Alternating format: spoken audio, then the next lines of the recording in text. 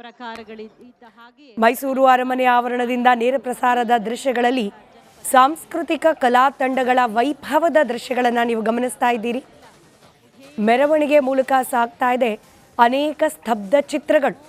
ಆ ಸ್ತಬ್ಧ ಚಿತ್ರಗಳ ವಿವರಣೆಯನ್ನ ನೀವು ಸ್ಕ್ರೀನ್ನ ಮಧ್ಯಭಾಗದಲ್ಲಿ, ನಾವು ಅದನ್ನ ಗ್ರಿಡ್ ಅಂತ ಕರಿತೀವಿ, ಯಾವ ಸ್ತಬ್ಧ ಚಿತ್ರಗಳ ಪ್ರದರ್ಶನ ಇವತ್ತು ಆಗ್ತಾ ಇದೆ ಅನ್ನೋದರ ವಿವರವನ್ನ ನೀವು ಗಮನಿಸಬಹುದಾಗಿದೆ. ಆ ಸ್ತಬ್ಧ ಚಿತ್ರಗಳ ಮೆರವಣಿಗೆಯ ಮುಂದೆ ಸಾಗ್ತಾ ಇದೆ ಜಾನಪದ ಕಲಾ ತಂಡಗಳ ಕಲಾ ಪ್ರದರ್ಶನ.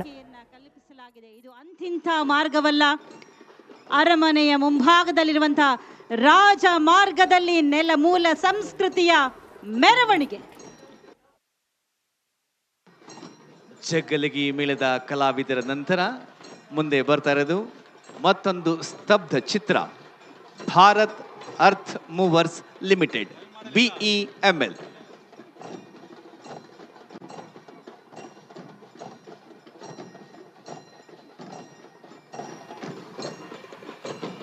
ಸುಮಾರು 58ಕ್ಕೂ ಹೆಚ್ಚು ಸ್ತಬ್ಧ ಚಿತ್ರಗಳು, 60ಕ್ಕೂ ಹೆಚ್ಚು ಕಲಾ ತಂಡಗಳು ಈ ಒಂದು ಜಂಬೂ ಸವಾರಿಯ ಮೆರವಣಿಗೆಯಲ್ಲಿ ನಾವು ನೋಡಬಹುದು.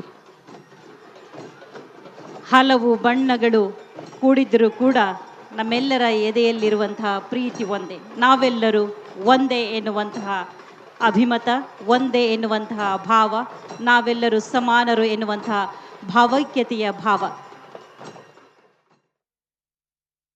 ಈ ಸ್ತಬ್ಧ ಚಿತ್ರಗಳ ಮೆರವಣಿಗೆ ಕೇವಲ ಸಾಂಸ್ಕೃತಿಕ ಹಾಗೆ ಪ್ರಾದೇಶಿಕ ಹಿರಿಮೆಯನ್ನು ಪ್ರದರ್ಶನ ಮಾಡಲಿಕ್ಕೆ ಮಾತ್ರವಲ್ಲ, ಆಯಾ ಸರ್ಕಾರಗಳು ಯಾವೆಲ್ಲ ಪಕ್ಷಗಳು ಸರ್ಕಾರವನ್ನು ಮುನ್ನಡೆಸ್ತಾ ಇರುತ್ತೋ ಆ ಸಂದರ್ಭದಲ್ಲಿ ಆ ಸರ್ಕಾರದ ಭಾಗವಾದ ಕೆಲ ಯೋಜನೆಗಳನ್ನು ಕೂಡ ಜನರಿಗೆ ಮತ್ತೊಮ್ಮೆ ಅವರಿಗೆ ಮನದಟ್ಟು ಮಾಡಿಕೊಡುವ ಅಥವಾ ಅವರ ಸ್ಮರಿಸುವಂತಹ ಸಂದರ್ಭಕ್ಕೂ ಕೂಡ ಅವಕಾಶ ಮಾಡಿಕೊಟ್ಟಿರೋದು. ಇದೀಗ ಅದರ ಭಾಗವಾಗಿ ಗಮನಿಸ್ತಾ ಇದ್ರಿ ಶಕ್ತಿ ಯೋಜನೆಯ ಒಂದು ಸ್ತಬ್ಧ ಚಿತ್ರ ಈ ಬಾರಿಯ ಸ್ತಬ್ಧ ಚಿತ್ರಗಳ ಮೆರವಣಿಗೆಯ ಮೊದಲ ಸ್ತಬ್ಧ ಚಿತ್ರವಾಗಿ ಬರ್ತಾ ಇರೋದನ್ನು ಗಮನಿಸ್ತಾ ಇದ್ವಿ. ಸರ್, ಈಗ ಸ್ತಬ್ಧ ಚಿತ್ರಗಳ ಮೆರವಣಿಗೆ ಇತ್ತೀಚಿನ ದಿನಗಳಲ್ಲಿ ಅಥವಾ ಇತ್ತೀಚಿನ ವರ್ಷಗಳಲ್ಲಿ ಜೋಡಣೆ ಆಗಿದೆ ಅಥವಾ ಇದಕ್ಕೂ ಕೂಡ ಪುರಾಣದಲ್ಲಿ ಏನಾದರೂ ಹಿನ್ನೆಲೆ ಇದೆಯಾ ಅಂತ? ಪುರಾಣ ಇಲ್ಲ, ನಾಡಹಬ್ಬ ಪುರಾಣದಲ್ಲಿ ನಮ್ಮ ಅಂದಿನ ಸೈನಿಕ ಏನಿತ್ತು ಅದನ್ನು ಇದು ಮಾಡ್ತಾರೆ, ಪ್ರದರ್ಶನ ಮಾಡ್ತದೆ. ಕತ್ತಿ, ಗುರಾಣಿಗೂ ಇವು ಪ್ರದರ್ಶನಗಳಾಗ್ತಾ ಇದ್ದು ಮತ್ತು ಅಲ್ಲಿನ ಸೇನಾಪಡೆಗಳನ್ನು ಇದು ಮಾಡ್ತಾಯಿದ್ದು. ಇತ್ತೀಚಿನ ಪ್ರಜಾಪ್ರಭುತ್ವ ವ್ಯವಸ್ಥೆ ಬಂದಾಗ ನಮ್ಮ ಈ ಏನಂತಿದ್ದ ಈ ಪುರುಷನ ಏನಂತೀವಿ, ಇದು ನಮ್ಮ ರಿಪಬ್ಲಿಕ್ ಡೇ ಅಂತ ನಾನು ಕಡಿಬೋದು. ನಮ್ಮ ಶಸ್ತ್ರಾಸ್ತ್ರಗಳನ್ನು ಅನಾವರಣ ಮಾಡೋದಕ್ಕೆ ಅವಕಾಶ, ನಮ್ಮ ಶತ್ರುಗಳಿಗೆ ನಮ್ಮಲ್ಲಿ ಇಂಥ ಶಕ್ತಿ ಇದೆ, ಇಂಥ ಒಂದು ವ್ಯವಸ್ಥೆ ಇದೆ ಅಂತ ತೋರಿಸ್ಕೊಡೋ ಒಂದು ವ್ಯವಸ್ಥೆ ಅಂತ ಈಗಿನ ಕಾಲದಲ್ಲಿ ಹೇಳ್ಬೋದು. ಇದು ನಡ್ಕೊಂಡು ಪರಂಪರೆಯಾಗಿ ನಡ್ಕೊಂಡು ಬರ್ತಾ ಇದೆ. ಈಗ ಪ್ರತಿ ಜಿಲ್ಲೆಗೂ ಪ್ರಾತಿನಿಧ್ಯ ಕೊಡುವ ದೃಷ್ಟಿಯಿಂದ ಆ ಜಿಲ್ಲೆಯ ಪ್ರಾಮುಖ್ಯತೆಯನ್ನು ಹೆಚ್ಚಿಸೋದಕ್ಕೋಸ್ಕರ ಪ್ರವಾಸೋದ್ಯಮ ಇಲಾಖೆಗಳು ಮಾಡ್ತಾ ಇದ್ದಾರೆ. ಹೀಗಾಗಿ ಅದ್ರ ಜೊತೆಗೆ ನೀವು ಹೇಳಿದಾಗೆ ರಾಜ್ಯ ಯಾವ ಸರ್ಕಾರಗಳು ಬರ್ತವೆ ಆ ಸರ್ಕಾರದ ಯೋಜನೆಗಳ ಅನುಷ್ಠಾನಕ್ಕೆ ಮತ್ತು ಪ್ರಚಾರಕ್ಕೆ ಹೆಚ್ಚು ಬರ್ತದೆ. ಅದೇ ರೀತಿ ಈಗ ಶಕ್ತಿ ಯೋಜನೆ ಅಂತ, ಶಕ್ತಿ ಯೋಜನೆ ಮಹಿಳೆಯರಿಗೆ ಹೆಚ್ಚು KSRTC ಓಡಾಡೋದಕ್ಕೆ ಅವಕಾಶ ಮಾಡಿಕೊಟ್ಟಿದ್ದಾರೆ. ಇದು ಹೆಚ್ಚು ಈಗ ಏನಂತ ಹೇಳಿದ್ರೆ ಸುಮಾರು 23ರಷ್ಟು ಉದ್ಯೋಗ ಸೃಷ್ಟಿಯಾಗಿದೆ ಅಂತ ಹೇಳ್ತಾರೆ. ಮತ್ತು ಮಹಿಳೆಯರು ತಮ್ಮ ಮನೆ ಬಿಟ್ಟು ಉದ್ಯೋಗಕ್ಕೋಸ್ಕರ ಮೈಸೂರಿನಲ್ಲಿ 23%, ಬೆಂಗಳೂರು 25%, ಹೀಗೆ ನಗರ ಪ್ರದೇಶಕ್ಕೆ ಬರೋರ ಪ್ರಮಾಣ ಜಾಸ್ತಿ ಆಗುತ್ತೆ, ಉದ್ಯೋಗ ಅವಕಾಶ ಜಾಸ್ತಿ ಆಗುತ್ತೆ. ಇದಕ್ಕೂ ಈ ಯೋಜನೆಯಿಂದ ಅನೇಕ ಮಹಿಳೆಯರಿಗೆ ವಿದ್ಯಾರ್ಥಿಗಳಿಗೆ ಅವಕಾಶ ಇದೆ. ಇದಕ್ಕೋಸ್ಕರ ಎಕ್ಸ್ಪ್ಲೈನ್ ಮಾಡ್ತಾ ಇದ್ದೀರಿ, ಅದೇ ಸ್ತಬ್ಧ ಚಿತ್ರವನ್ನು ನಾವು ಗಮನಿಸ್ತಾ ಇದ್ದೀವಿ. ಗೋಲ್ಡನ್ ಬುಕ್ ಆಫ್ ರೆಕಾರ್ಡ್ ನೋಡಿ, ಈ ಯೋಜನೆಗೆ ಗೋಲ್ಡನ್ ಬುಕ್ ಆಫ್ ರೆಕಾರ್ಡ್ ಇದೆ, international book of world record ಅಂತ ಅದಕ್ಕೂ ಅವಾರ್ಡ್ ಸಿಕ್ಕಿದೆ. ಹೀಗೆ ಮಹಿಳೆಯರನ್ನ ಹೆಚ್ಚು ತಮ್ಮನ್ನು ಗೃಹಿಣಿಯಿಂದ ಬಿಟ್ಟು ಮನೆಯಿಂದ ಹೊರಬಂದು ಔದ್ಯೋಗಿಕ ಆಗ್ಬೋದು, ವಿದ್ಯಾಭ್ಯಾಸಕ್ಕಾಗ್ಬೋದು, ವ್ಯಾಪಾರಕ್ಕಾಗ್ಬೋದು ಬಂದಾಗ ಆಕೆಯೂ ಸಹ ಸಮಾಜದ ಸತ್ಪ್ರಜೆಯಾಗಿ ಸಮಾನತೆಯಾಗಿ ಬದುಕಕ್ಕೆ ಅವಕಾಶ ಆಗಿ ಮಾಡಿಕೊಟ್ಟಿದ್ದಾರೆ. ಅದನ್ನು ದೃಷ್ಟಿಟ್ಕೊಂಡು ಈ ಒಂದು ಶಕ್ತಿ ಯೋಜನೆಯನ್ನು ಜಾರಿಗೆ ತಂದಿದ್ದಾರೆ. ನಿಜ ಸರ್, ನಾವು ಸಾಮಾನ್ಯವಾಗಿ ದಸರಾ ಅಂತಂದರೆ ಅರಮನೆ ಆಚರಣೆಗಳು, ಅದಾದ ನಂತರ ಜಂಬೂ ಸವಾರಿ ಬಗ್ಗೆ ಹೆಚ್ಚು TV ಮಾಧ್ಯಮಗಳಲ್ಲಿ ಅದನ್ನೇ ಚರ್ಚೆ ಮಾಡ್ತೀವಿ. ಬಟ್ ಅದ್ರ ಸಮಾನವಾಗಿ ಆಕರ್ಷಕ ಅಂದರೆ ಮನೆಗಳಲ್ಲಿ ಆಚರಿಸಲಾಗುವ ದಸರಾ ಗೊಂಬೆ ಕೂರಿಸೋ ಪದ್ಧತಿ. ಸೊ ಈ ಗೊಂಬೆ ಕೂರಿಸೋ ಪದ್ಧತಿ ಇದು ದಸರಾಗೆ ಜೋಡಣೆ ಆಗಿದ್ದು ಹೇಗೆ? ಪುರಾಣಗಳಲ್ಲಿ ಏನು ಉಲ್ಲೇಖ ಇದೆ, ಇತಿಹಾಸದಲ್ಲಿ ಏನು ಉಲ್ಲೇಖ ಇದೆ, ಅದನ್ನು ವಿವರಿಸಬಹುದು ಮೇಡಮ್? ಇದರಲ್ಲಿ ಪುರಾಣಗಳಲ್ಲಿ ಅಷ್ಟು ಉಲ್ಲೇಖಗಳಿಲ್ಲ, ಆದರೆ ಇತಿಹಾಸದ ಉಲ್ಲೇಖಗಳನ್ನು ನಾವು ನೆನಪಿಸ್ಕೊಳ್ತಾ ಹೋದರೆ ಪ್ರತಿಯೊಂದು ಮನೆಯಲ್ಲೂ ಅಂದರೆ ಈಗ ನವರಾತ್ರಿ ಆಚರಣೆಯನ್ನು ಮಾಡ್ತಾರೆ, ಅಂದರೆ ನವಾನಾಂ ರಾತ್ರಾಣಾಂ ಸಮಾಪಿ ಅಂತ ಹೇಳ್ತೀವಿ. ಅದರಲ್ಲಿ ಏನಂದರೆ ವಿಶೇಷವಾಗಿ ಗೊಂಬೆಗಳನ್ನು ಕೂರಿಸುವಂಥದ್ದು.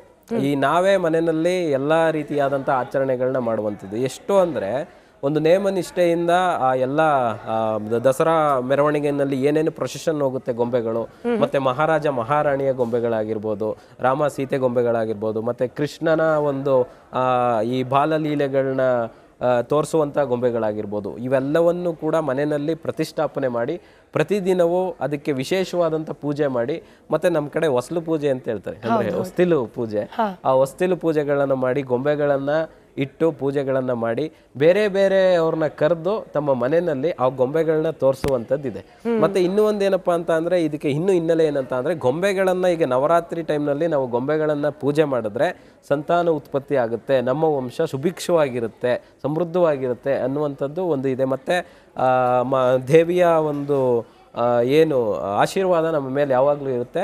ಮತ್ತು ಇನ್ನೂ ಒಂದು ಕಲ್ಪನೆ ಏನಂತ ಅಂದರೆ ಮನೆಯಲ್ಲಿ ಅವರು ಖುಷಿ ಪಡುವಂಥದ್ದು. ಈಗ ಎಲ್ಲರೂ ಬಂದು ದಸರಾವನ್ನು ನೋಡಲಿಕ್ಕಾಗಲ್ಲ. ಈಗ ಮನೆ ಮಂದಿ ಎಲ್ಲರೂ ಒಂದು ಕುಟುಂಬದಲ್ಲಿ ಒಂದು 7-8 ಜನ ಇರ್ತಾರೆ ಅಂತ ಅಂದರೆ ಎಲ್ಲರೂ ಬಂದು ದಸರಾವನ್ನು ನೋಡಲಿಕ್ಕಾಗಲ್ದು.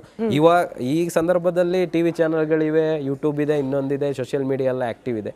ಆದರೆ ಅವತ್ತಿನ ಕಾಲಕ್ಕೆ ಈ ರೀತಿಯಾದಂಥ ಯಾವುದೇ ಇಲ್ಲ.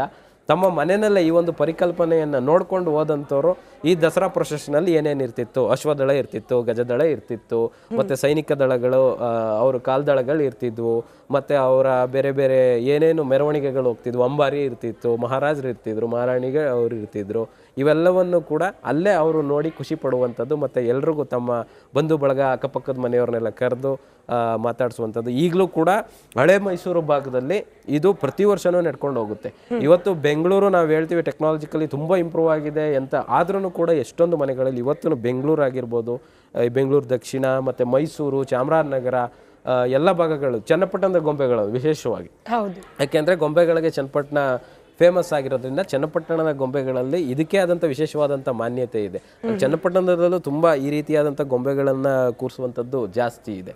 ಅದೇ ಥರ ಮೈಸೂರಿನಲ್ಲೂ ಕೆಲವೊಂದು ಅದಕ್ಕೆ ಆದಂಥ ಒಂದು ಐತಿಹಾಸಿಕವಾಗಿ ಪಾರಂಪರಿಕವಾಗಿ ಮನೆತನಗಳಿವೆ ವರ್ಷದಿಂದ ವರ್ಷಕ್ಕೆ.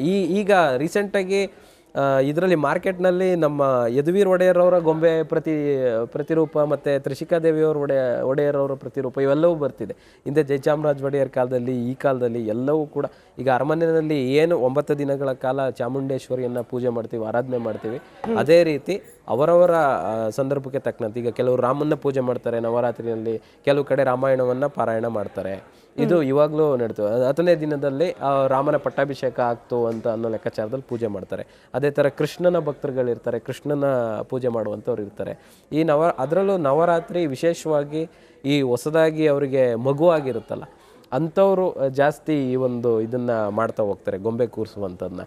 ಅದು ಒಂಥರ ಈಗಿನ ಕಾಲದಲ್ಲಿ ಫ್ಯಾಷನ್ ಅಂತ ಅನ್ನೋದಕ್ಕಿಂತ ಒಂದು ಪರಂಪರೆ, ನಮ್ಮ ಪರಂಪರೆ ಈ ರೀತಿ ಇತ್ತು ಅನ್ನೋದನ್ನು ಮುಂದಿನ ಪೀಳಿಗೆಗೆ ನಾವು ತೋರಿಸ್ಲಿಕ್ಕೆ ಈ ಒಂದು ಗೊಂಬೆಗಳನ್ನ ಕೂರಿಸುವಂಥದ್ದು, ಗೊಂಬೆ ಪೂಜೆ ಮಾಡುವಂಥದ್ದು ಐತಿಹಾಸಿಕವಾಗಿ ನಾನು ಬಂದಾಗಲೇ ಹೇಳೋಣ ಅಂತ ಅಂದ್ಕೊಂಡೆ. ನಿಮ್ಮ ಟಿ ವಿಲೇ ನೀವೇ ದಸರಾ ಗೊಂಬೆಗಳ ಥರ ಅಲಂಕಾರ ಮಾಡಿಕೊಂಡು ಕೂತಿದ್ದೀರ. ಈ ರೀತಿಯಾದಂಥ ಹಬ್ಬದ ಸಡಗರ ನಮಗೂ ಒಂದು ಅವಕಾಶ ಇದೀನ ಅಂತ ಹೇಳಿ ಸರ್. ಇದ್ರ ಜೊತೆಗೆ ನಾವು ರಾಜ್ಯ ಸರ್ಕಾರಗಳ ಯೋಜನೆಗಳನ್ನು ಅಲ್ಲಿ ಪ್ರತಿಬಿಂಬಿಸ್ಲಿಕ್ಕೆ ಅವಕಾಶ ಅಂತಿದ್ವಿ. ಈಗ ಭಾರತೀಯ ರೈಲ್ವೆದೊಂದು ಸ್ತಬ್ಧ ಚಿತ್ರವನ್ನು ನೋಡಿದ್ವಿ. ಇತ್ತೀಚೆಗೆ ಲೋಕಾರ್ಪಣೆಯಾದಂಥ ಚೆನಾಬ್ ಸೇತುವೆ ಹಾಗೆ ಪಂಬನ್ ಸೇತುವೆ ಇದರ ಪ್ರದರ್ಶನ ಕೂಡ, ಅಂದರೆ ಇದು ಕೇವಲ ಒಂದು ರಾಜ್ಯಕ್ಕೆ ಸೀಮಿತವಾಗಿಲ್ಲ ಅನ್ನೋದು ಬಹುಶಃ ಇದು ಕೂಡ ಇದು ರಾಷ್ಟ್ರ ಮಟ್ಟದಲ್ಲಿ ಕೇಂದ್ರ ಸರ್ಕಾರ ಮತ್ತು ರಾಜ್ಯ ಸರ್ಕಾರಗಳ ಹೊಸ ಯೋಜನೆಗಳಾಗಿರ್ಬೋದು.